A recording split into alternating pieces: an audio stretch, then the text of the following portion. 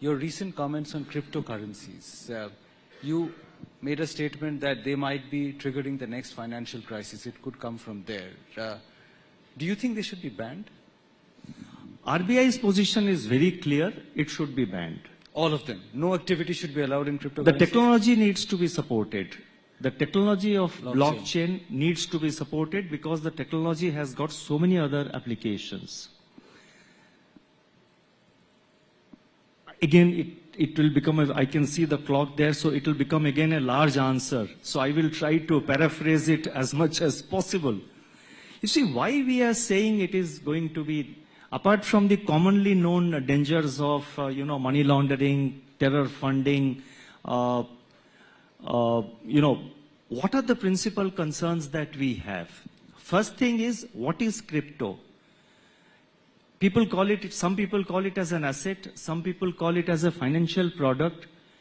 But you will agree that every asset, every financial product has to have some underlying. In the case of crypto, there is no underlying. And I had said it in some press conference that not even a tulip, alluding to the Dutch tulip mania. There is no underlying. The increase in the market price of crypto, various kinds of crypto which start at a particular price, then it multiplies over, in a matter of few weeks or few months.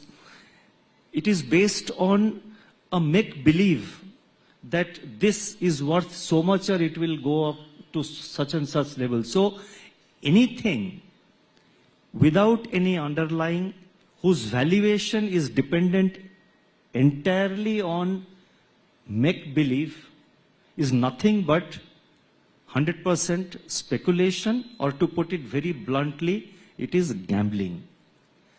Now, in our country, we don't allow gambling. If you want to allow gambling, treat it as a gambling and lay down the rules for gambling. But that's not a financial product.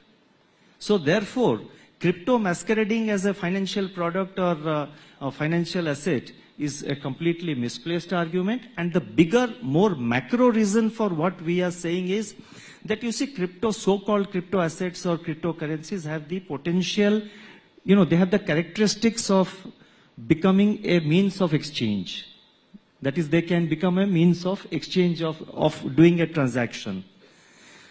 And most of it is dollar denominated. So if you allow it to grow, assume a situation where 20% of our transactions in the economy, 20% I'm mentioning an ad hoc number, 20% of the transactions in the economy is taking place through cryptos which are not issued by the central bank. It is issued by private companies which are placed all over the world. The Reserve Bank, being the monetary authority of the country as the central bank, will lose control over the money supply in the economy. We will lose control over 20% of the transactions in our economy. Reserve Bank's ability, the central bank's ability to decide monetary policy, to decide on the liquidity of, the level of liquidity that needs to be maintained, the level of money supply, M3, that has to be maintained in the economy, the Reserve Bank's authority to that extent will get undermined. It will lead to a dollarization of the economy. And please believe me, these are not empty alarm signals or empty, this can happen. 1 year ago, in the Reserve Bank, we had said that this whole thing is likely to collapse sooner than later.